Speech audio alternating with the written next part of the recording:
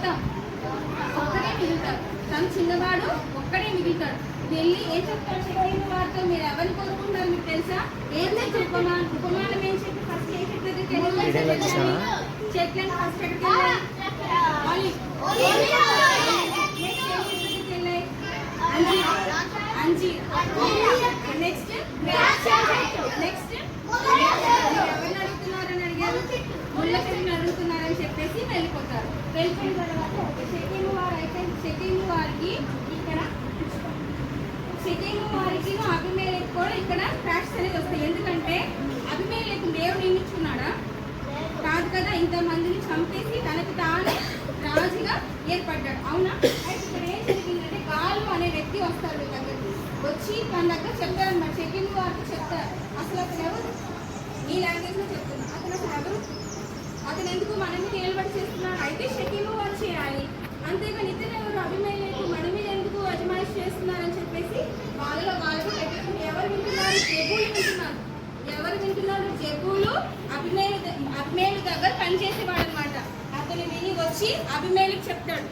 ఏమని చెప్తున్నాడంటే, జెబూలు ఏమని చెప్తున్నాడంటే, తను గాలు వచ్చి మన మీద వ్యతిరేకత పుట్టిస్తున్నాడు అని చెప్పేసి చెప్పినప్పుడు అప్పుడు అబీమెలెకు ఏం చేస్తాడంటే తన మీదకి యుద్ధానికి వెళ్తాడు. యుద్ధానికి వెళ్ళి తన ప్రజలందరినీ కూడా తీసుకుని వెళ్తాను. ఎప్పుడైతే ఆ ప్లేస్లోకి వస్తాడు వాళ్ళని తీసుకొచ్చేసి అబీమెలెకు గాలు మీద యుద్ధం ప్రకటిస్తాడు. యుద్ధం చేసేస్తాడు. అతని మీద అటాక్ చేస్తున్నాడు అనమాట. యుద్ధం అటాక్ చేస్తున్నాడు. అటాక్ చేస్తున్నప్పుడు ఏం జరుగుతుందంటే గాలుకు సంబంధించిన వాళ్ళందరినీ కూడా అబీమెలెకు జెబూలు వారు మొత్తం విడగొట్టి తరిమేస్తారనమాట. ఆ ప్లేస్లో తరిమేస్తున్నారు. ఎందుకు తరిమేస్తున్నారు? వాళ్ళు వ్యతిరేకత ఏర్పాటు చేస్తున్నారు కదా. వాళ్ళందరూ కూడా పొలంలోకి పారిపోతారు. పొలంలోకి పారిపోయిన తర్వాత ఒకసారి బయట చూపించండి మీరు. పొలంలోకి పారిపోతారు. ఇక్కడ ఒకసారి న్యాయాధిపతులు 9వ అధ్యాయము 42వ వచనం ఒకసారి పేజ్ నెంబర్ 208. తిరుగుతూనున్న జనులందరూ రాత్రి వేళ లేచి 4 గుంపులయ్యారు. ఎన్ని గుంపులయ్యారు? 4. మూడెవరు? గిద్యోను సైన్యం. ఓకేనా? అబీమెలెకు జనులు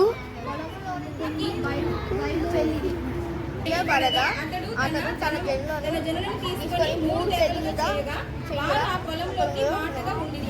వాళ్ళందరి కూడా పొలంలో అనే సంబంధికులందరినీ కూడా తరిమి వేస్తుంది. వాళ్ళందరూ ఎక్కడికి వెళ్ళిపోయారు? పొలంలోకి వెళ్ళిపోయారు. వెళ్ళిపోయి అక్కడ పొలంలో వాళ్ళందరూ చంపేసి అక్కడ ఉప్పు చల్లుతారనమాట. ఏం చేస్తున్నారు నాన్న? నెక్స్ట్ ఇంకొక పాట చంపేస్తారు. ఇంకొక పాట ఎలా ఉంది చూడండి ఒకసారి. 45లో మొత్తం ఉప్పు చల్లండి, పట్టణము పడగొట్టి దాని స్థలమున ఉప్పు చల్లండి. చదివారా? చూసారా? కింద చూడండి. నెక్స్ట్ షెకెము గోపురము యజమానులందరూ ఆ వార్త విని ఎల్-బెరీతు గుడి యొక్క కోటలోనికి చొరబడింది. షెకెము గోపురం యజమానులు కూడి ఉన్న సంగతి అబీమెలెకు తెలిసి అక్కడ వారందరినీ కూడా చంపేసి అక్కడ మొత్తం స్త్రీలే కానీ పురుషులే కానీ 1000 మంది చనిపోతారు. ఎంతమంది? 1000 మంది. చూడండి లాస్ట్ ఫినిషింగ్ ఉంటుంది మనకు. అక్కడ ఎంతమంది చంపబడతారు? 1000 మంది. 49లో చూడండి పోయిన తర్వాత 1000 మంది చంపేస్తారు. ఇక్కడ అబీమెలెకు చనిపోతారు. ఒకసారి చూడండి. తెబాసు పోయి తెబేసులో దిగి దాన్ని పట్టుకొని ఆ పట్టణంలో ఆ గోపురంలో వాళ్ళందరూ ఉన్నారని తెలుసుకొని ఆయన ఏం చేస్తున్నాడంటే మొత్తం ఫస్ట్ సెకండ్ దాంట్లో 1000 మంది చనిపోయే ముందు మొత్తం కొమ్మలని నరుక్కొని వచ్చి దాని చుట్టూ వేసి తగలబెట్టేస్తాడు. తగలబెట్టేసిన తర్వాత అక్కడ 1000 మంది చనిపోతారు. ఇంకా వేరే ప్లేస్కి వెళ్తున్నాడు. తెబోసిన్ ప్లేస్కి వెళ్ళాలి. అక్కడ కూడా వాళ్ళు చంపేస్తుంది. ఒక స్త్రీ ఏం చేస్తుందంటే పైన గోపురం దగ్గర నుంచి తిరగడానికి తెలుసా మనకి? ఇలా తిప్పుతూ ఉంటారు. మినుములు ఇసురుతూ ఉంటారు తెలుసా? దాన్ని తీసుకు పైనుంచి తన నెత్తి మీద వేసేస్తారు. నెత్తి మీద వేయంగానే తన తల చెల్లిపోతుంది. ఒకసారి చూడండి. అందులోనే 53 అతని కపాలం అప్పుడు తన ఆయుధములను. అయితే తనకి ఏమైంది? చేతిలో చనిపోవడం నాకు ఇష్టం లేదు. ఆడమనిషి చేతిలోనే చనిపోవడం నాకు ఇష్టం లేదు కాబట్టి తన ఆయుధాలు మోసి అతనితో నవ్వు చంపాయి. నేను ఒక స్త్రీ చేతిలో చంపబడ్డానని చెప్పి నాకు ఆ నింద నాకు వద్దు, నాకు ఇష్టం లేదని చెప్పేసి ఆయుధాలు మోసి అతనితో తనకు తానే చంపించేసుకుంటాడు. చూడండి ఒకసారి చూడండి. తప్పగా ఆ బంటు అతని పొడవగా అతను చనిపోయాడు. అబీమెలెకు చనిపోయాడు. అవునా? తను ఏం చేశారు? షెకెము వారితో కలిసి ఏం చేశారు?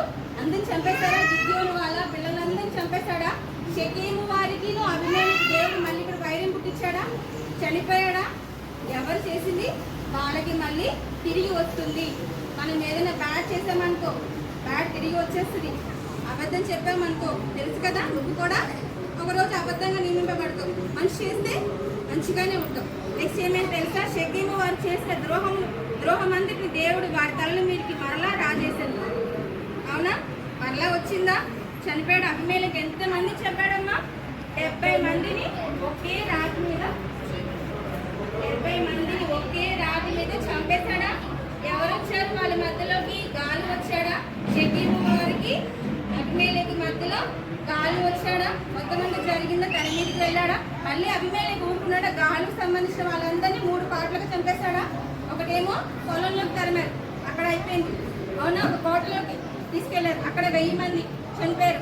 నెక్స్ట్ అర్థమైందా ఎలా చంపేయబడ్డాడో? ఎవరు చంపారు? ఫస్ట్ తనని రాతి తిరగటిని వేసి పైనుంచి ఒక స్త్రీ అభిమేలకి తల మీద పడేస్తుంది. పెద్ద రాయి కదా, బతుకుతారా? కానీ తనకేంటి అలా చనిపోవడం ఇష్టం లేదు. అవునా? మా గొప్ప దేవా మమ్ము కరుణించి అత్యున్నత స్థానంలో నిలిపావు. యోగ్యుడనే కాను ఆ ప్రేమకు వెలకట్టలే